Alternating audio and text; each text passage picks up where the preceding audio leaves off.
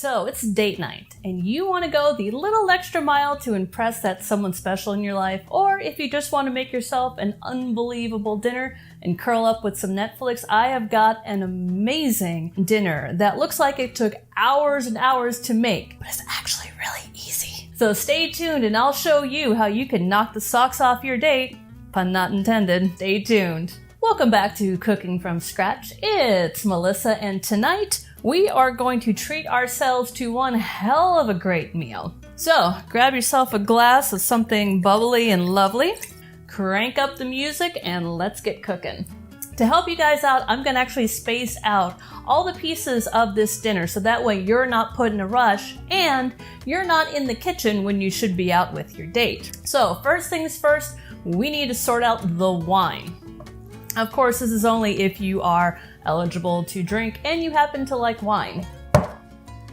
Don't let people fool you. You do not need to spend a whole lot of money to have a good bottle of wine. Now for tonight's dish, you can either go red or you can go white. Traditionally, most people do use white because this is a cheesy sauce, but you're not really limited at all. In fact, one of my most favorite wines to pair with this meal is this one by Radius. I'm not sponsored in any way, it's just my favorite.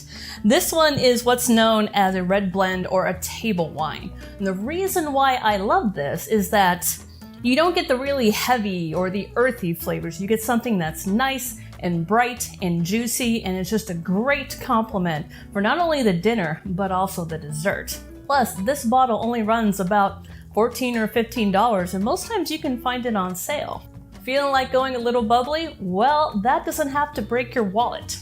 Let me introduce you to a friend of mine. This is what's known as a cava, which is basically Spain's version of champagne. Now, if you're new to the world of bubbles, you think, oh my gosh, I have to have champagne. You don't have to have champagne. Champagne's nice, don't get me wrong, but at $50 a bottle starting, your money could be better spent elsewhere. Why is champagne so expensive? Because it can only come from the Champagne region of France, hence the name. Sparkling wine can come from anywhere, but it can't be called champagne if it doesn't come from the Champagne region. So you could get something that is unbelievable in flavor, it just may not be called champagne. So in Spain, it's called cava.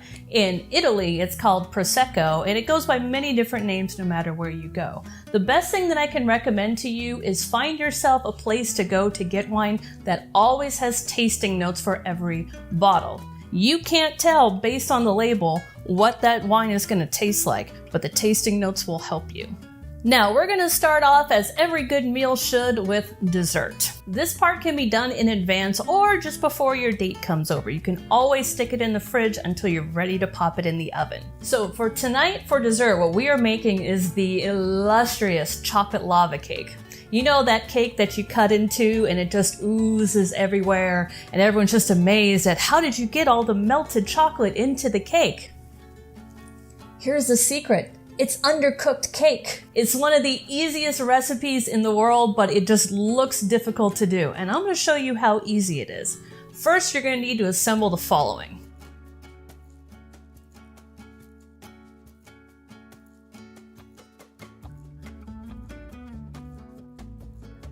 So, starting off with our butter, we need 1 stick of butter.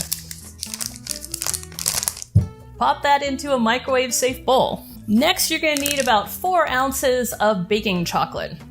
Now, you could go the route of buying the very expensive chocolate and spend a whole lot of time cutting it all up into fine little slivers, or, yep, it works. So stick in about half a bag. This is dark chocolate because this recipe calls for a half mix of unsweetened and a half mix of semi-sweet. You go with dark chocolate, you got about the same cacao proportions. Now, your next move is to pop this into the microwave for about 30 seconds. Take it out after 30 seconds, give it a good stir. The goal here is to melt the chocolate and melt the butter, but not burn it. So after 30 seconds, pop it back in for another 10 until all the chocolate has melted. Now, don't assume when you take it out, if there's chocolate that hasn't melted yet, that it's not done. Give it a few stirs first, and then check to see if it's melted. If it's melted, you're ready to go. So this is the first 30 seconds. You can tell that the butter has almost completely melted, but the chocolate really doesn't look like it's ready to go.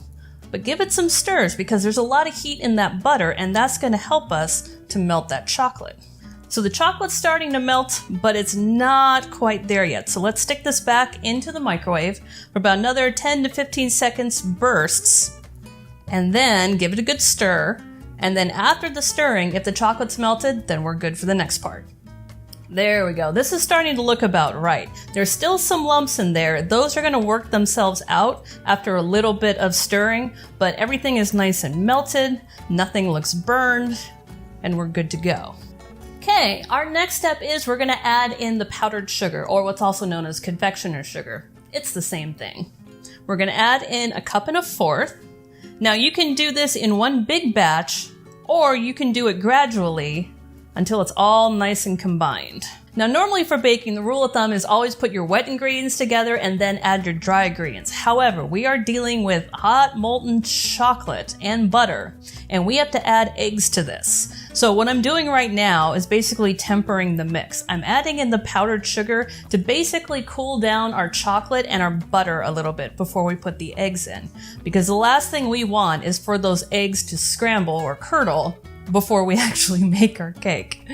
Okay, that's looking pretty good. Don't worry if it looks a little bit lumpy. Once we add in the rest of the liquids, that's gonna fix itself.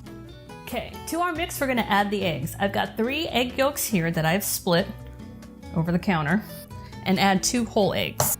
I never learned how to do the cracking the egg with the one hand thing. I'm always so impressed by people that can. Not bad for a 2-pointer. Ooh, off the rim. So before we add anything else, we're going to want to give this a really good stir because we got to mix these eggs together. Now, if you want to be a pro, unlike what I'm doing, you want to mix your eggs together in a bowl before you mix them into this, just because they'll mix a little bit better. This will get you there. You just have to do a little bit extra whisking. Now to this, we're going to add a pinch of salt, a couple of good shakes of cinnamon,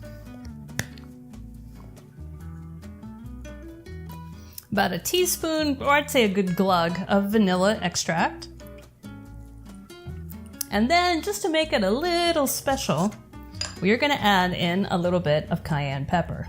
Not a lot. We just want to add a little bit of heat. We don't want to burn our date's mouth off. Right about that much. Now, give this a stir before we put the flour in. Finally, we're going to add in 1/2 cup of flour.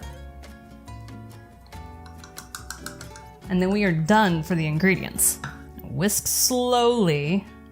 It'll come together, but it's gonna look like it's not for a little while. Now we don't need to overbeat this. Even though there's only a little bit of flour in here, if we go to really beat the snot out of this, it's gonna get tough. So you just wanna whisk until it's all combined, and then prep your ramekins. So this is a ramekin. These are great little dishes for making souffles, for making mini cakes, but they're not naturally non-stick, so we need to fix that problem. So right before you're ready to pour this in, you want to give this a really good spray with some cooking spray. I recommend the baking spray because that's an equal mix of both oil and flour, and you'll find that this will stick less to that, but I don't have any, so we're gonna go with this. Then take a measuring spoon and scoop in enough batter until it's about 2/3 of the way up.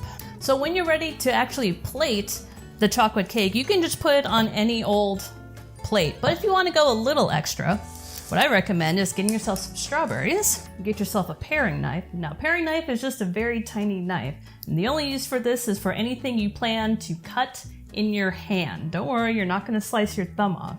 Take your strawberry, cut off the top, and then just slice.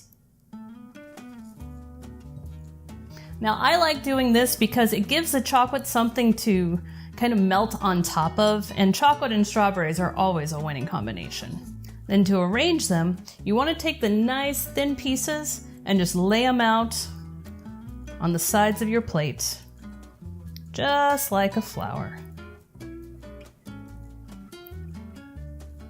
Don't throw away these little tiny edges because we're going to use these to prop up the cake and fill in the middle. So last little bit prep before the date starts, you're going to want to chop up your pancetta. Now, traditionally, carbonara is always made with pancetta, but pancetta can be kind of hard to get here in the States of good quality everywhere. Plus, you want to make sure it's fairly thick too. So if your grocery store doesn't have a good selection of pancetta, you can always use bacon. Now, here's a tip for you guys when it comes to bacon. I always recommend getting this from the meat counter because a lot of the bacon that you find in the packaging is going to have two big problems with it. One, it's almost always loaded down with salt water, which is going to keep your bacon from browning well in the pan. And the second problem is, you ever wonder why a lot of them have that huge flap over the front? It's because all that lovely meat that you're seeing around, the flap's hiding all of the fat. So, if you can, get your bacon from the meat counter. Chances are it'll be a little bit better quality and not so loaded down with salt water.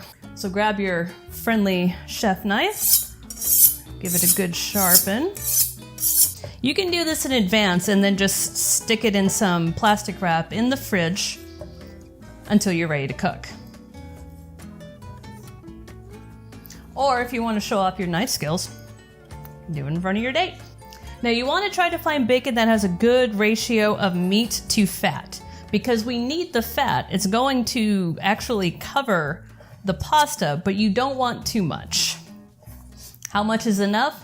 Well, after you put your pasta into the pan, if there's any oil that's left over that's not coating the pasta, you can toss that. So if you don't have one, I recommend getting what's called a microplane or a rasp. What this is going to do, it has very tiny teeth, and that's going to help us to grate this cheese. So grab yourself a good hunk of some of the best cheese in the world, take your microplane, and just start to grate. It's okay if it comes out a little ribbony, that's fine, that's going to melt. So no need to measure just yet, you're just going to want to grate a bunch of this because we're going to need some to mix not only with the eggs, but actually put on top of the pasta to help adjust the sauce in case it's still too runny. Now when it comes to the pasta itself, you can go the extra mile and use fresh pasta.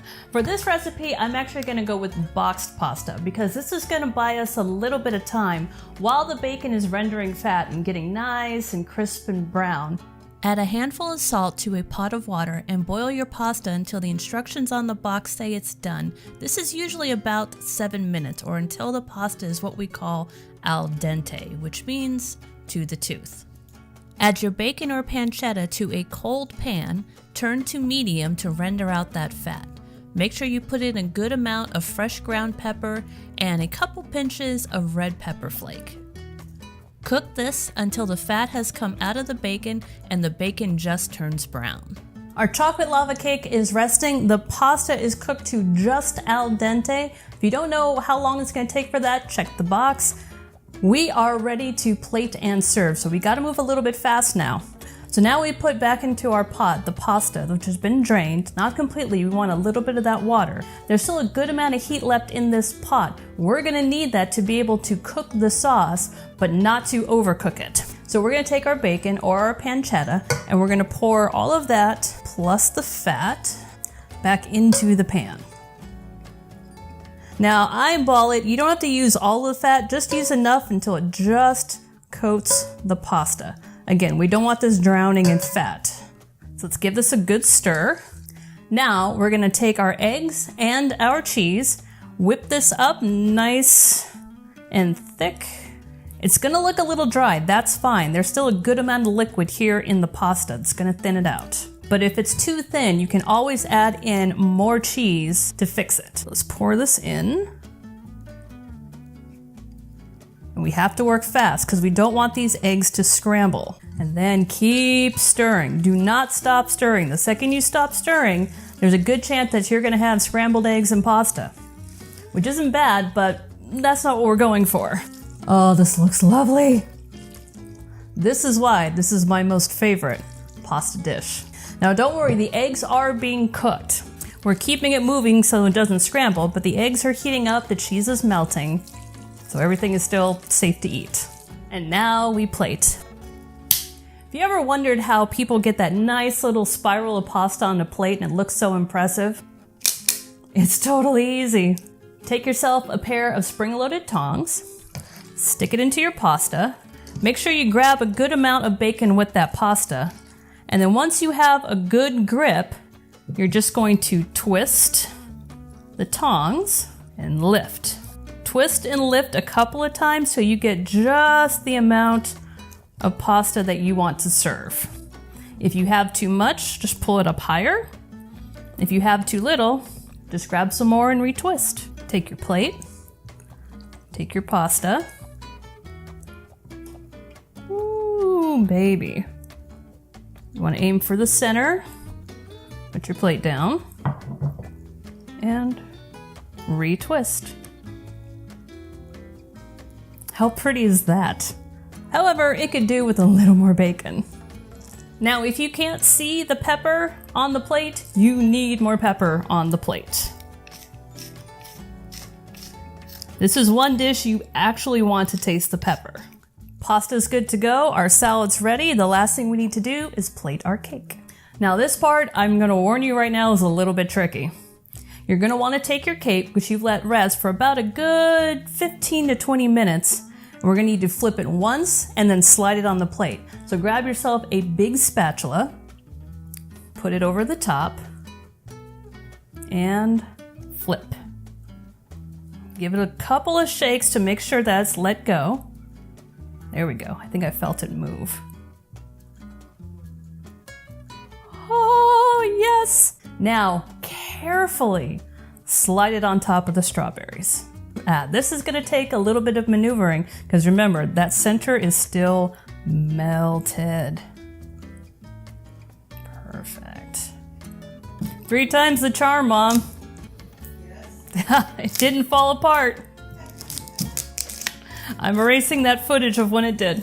Now, if you're ready to crack open that bottle of bubbly, let me talk you through the steps so you don't have a cork ricocheting around your kitchen. I've had this happen.